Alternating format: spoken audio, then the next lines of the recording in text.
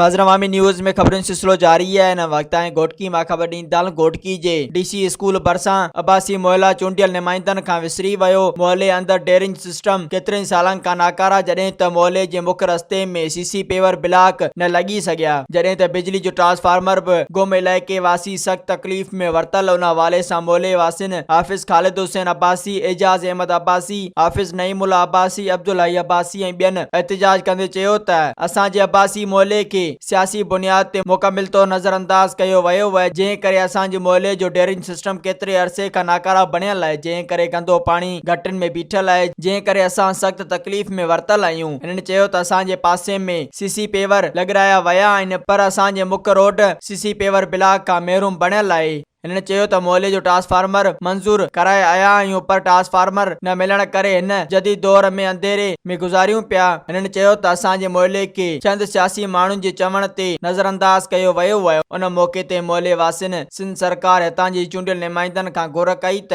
असांजे मोहल्ले अंदर बुनियादी सहूलतूं ॾेई तकलीफ़ुनि खां बचायो वञे। मज़ीद खबरों और तफसीलात के लिए विजिट करें हमारी वेबसाइट www.awamiNewsHD.com।